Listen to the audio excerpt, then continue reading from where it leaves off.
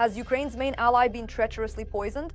Lindsey Graham, a U.S. senator who in recent years has been one of Ukraine's most steadfast defenders in Washington. He was the one behind the harshest sanctions against the Kremlin and personally pressured the White House to impose devastating tariffs on Russia. 10 trips to Kyiv, personal meetings with Zelenskyy, and literally a day before his death, a confident statement. We have a formula to end this war. Because we finally have a formula to end this war. And the next day, he was gone.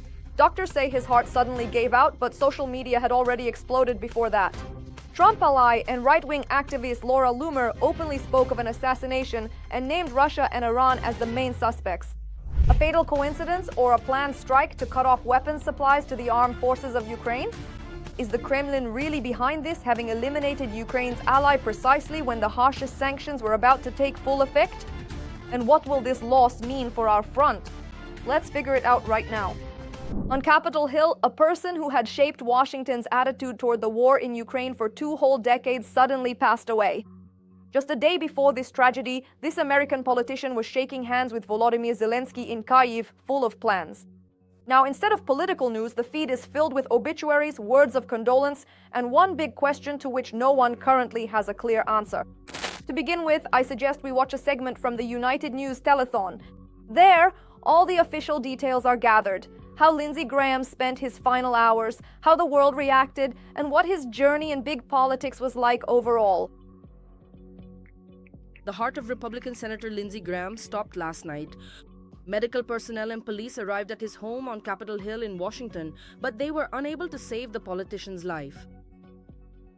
Republican Lindsey Graham consistently defended Ukraine and criticized Russia and Putin. He consistently lobbied for expanding support for Kyiv and visited our country multiple times. His last foreign visit was to Kyiv the day before yesterday. We are deeply saddened by the news of U.S. Senator Lindsey Graham's death. He was a true defender of freedom and the values that make our world safer. Lindsey visited Ukraine 10 times during the years of Russia's full-scale invasion and was here with our people when it was needed most. We were in constant dialogue, and I will miss that. Just in the past week, we met twice, actively advancing bipartisan and bicameral support for Ukraine. In recent weeks, he was working on important initiatives that could help bring peace closer, including strengthening sanctions against Russia. During his most recent visit, the American senator met with the president of Ukraine, Volodymyr Zelenskyy, and visited a domestic drone manufacturing facility. Graham highly praised domestic drone technologies and Ukraine's potential in the field of military development. Today, I am more optimistic than ever because we finally have a formula to end this war. It consists in helping Ukraine become more capable of striking, making it clear to those who support Russia that they will have to pay a price if they continue to do so, and trying to find a way out not to humiliate Putin but to end this war so that Ukraine can thrive and survive. Lindsey Graham has consistently supported our country throughout all the years of Russia's full-scale war against Ukraine, even during times of strained relations between Trump and Zelenskyy. At one time, he even opposed Donald Trump himself, but in recent years, he has become one of the main admirers of the American president. Senator Lindsey Graham, one of the most outstanding people and senators I have ever known, has passed away. He always worked hard and was a true American patriot. We will miss Lindsey very much. Details and information about the ceremony will be announced later. It is very sad.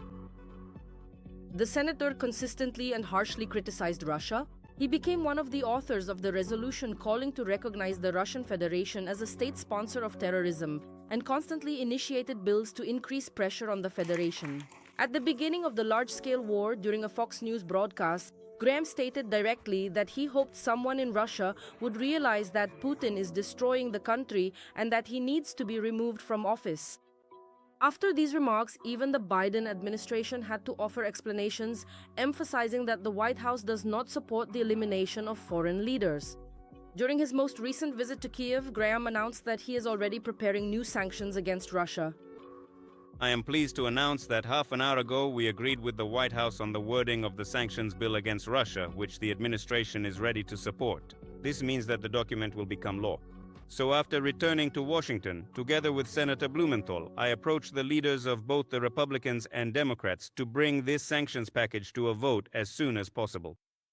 It will provide President Donald Trump with powerful tools to bring this war to an end. Graham was 71. He was born in the tiny town of Central South Carolina. He was orphaned early and took care of his 13-year-old sister, building his career from a waiter in his parents' bar to a leading politician in the United States of America. And now let's take a look at what usually remains behind the scenes of official stories. These are extremely important details because it is in them that we find the understanding of the scale of the figure that both the United States and Ukraine have just lost.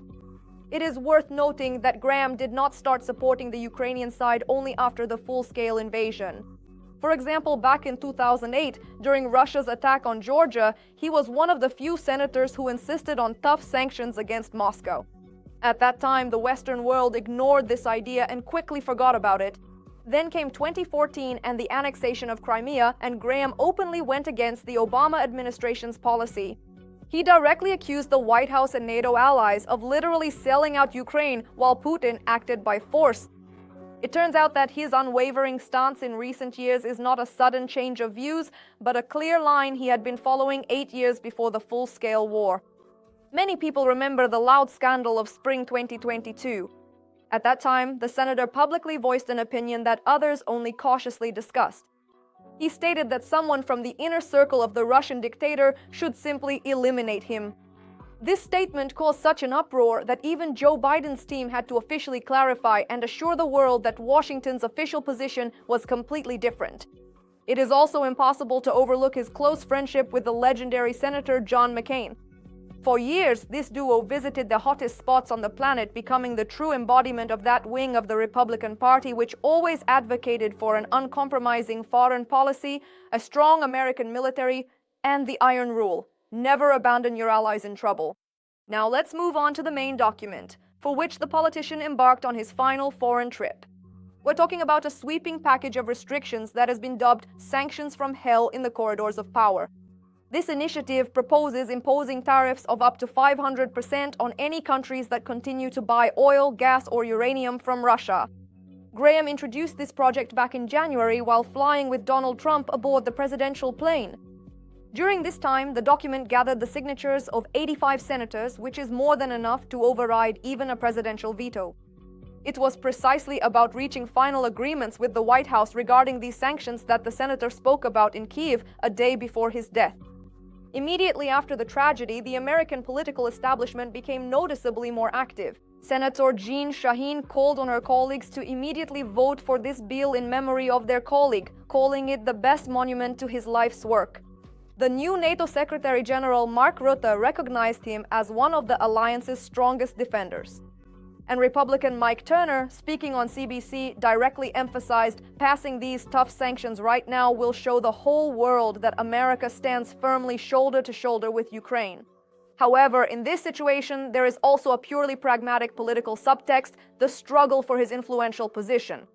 Graham headed the key Senate Budget Committee and was planning to run for a 5th term this November.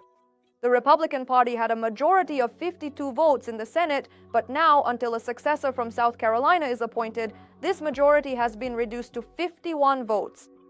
Who will fill the vacant seat will be decided by the state governor. And behind the scenes, serious bargaining has already begun. Moreover, Trump has already hinted at his favorite candidate. Well, now let's move on to the topic that is currently generating the most interest among the audience. The well-known right-wing activist and Trump ally Laura Loomer openly voiced a theory that instantly sparked a wave on social media. She suggested that Russian or Iranian intelligence services might be involved in the senator's death. She supports her suspicions with 4 arguments. First, Loomer mentioned Kremlin ideologue Alexander Dugin, who had previously publicly called for the destruction of the American politician and even posted his old statement as evidence. She then claimed that during the funeral of Iran's supreme leader, the Russian delegation allegedly discussed the elimination of Trump, Graham himself, and her personally. In addition, the activist insists that threats against the senator intensified significantly just a few days before the tragedy. And finally, she drew attention to the strange enthusiasm with which Iranian state media spread the news of the politician's death. Loomer's main demand is the immediate conduct of a full toxicological examination, which, according to available information, has not yet been carried out. It is extremely important here to keep a cool head and clearly distinguish between one person's assumptions and actual facts. At present, there are no investigative or medical conclusions indicating external interference. The preliminary verdict of the medical experts is different: aortic dissection or rupture. This is a sudden pathology of the body's main artery which can take a life within minutes. This can happen even to those who appear to be completely healthy and have no alarming symptoms beforehand. On the other hand, it is quite understandable why the theory about the Kremlin's involvement is not dismissed as complete fiction. Moscow has a long and thoroughly documented list of assassinations of its opponents using poison. One can recall the year 2004, when Ukrainian presidential candidate Viktor Yushchenko was poisoned with dioxin, which severely damaged his health and permanently changed his appearance. In 2006, former FSB officer Alexander Litvinenko died in London after an ordinary tea session laced with radioactive polonium-210. At that time, a British investigation and later the European Court of Human Rights officially recognized the guilt of the Russian authorities. In 2018, there was an assassination attempt in Salisbury on Sergei Skripal and his daughter using the nerve agent Novichok. The same Novichok was used in an attempt to kill Alexei Navalny in 2020. He survived at the time, but later in 2024 died in prison. And now, 2 years after his death, international experts from 5 countries have confirmed the presence of traces of the rare neurotoxin epibetadine in his body. In other words, Moscow really does have a distinctive signature. That's why suspicions regarding staunch critics of Russia are automatically taken seriously. However, there is a fundamental difference between those high-profile cases and the current situation. Back then, the facts of poisoning were based on rock-solid laboratory analyses and specific chemical compounds found in the body.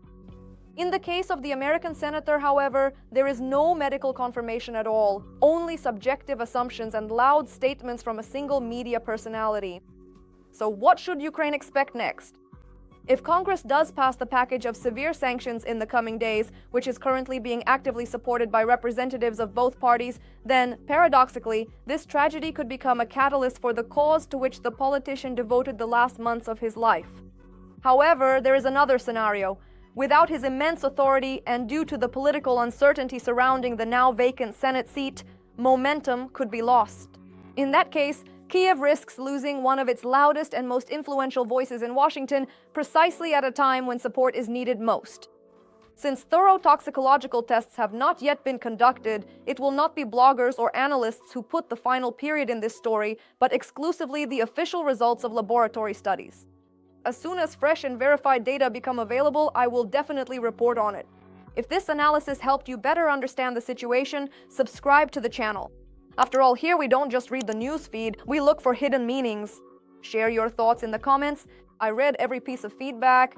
See you next time.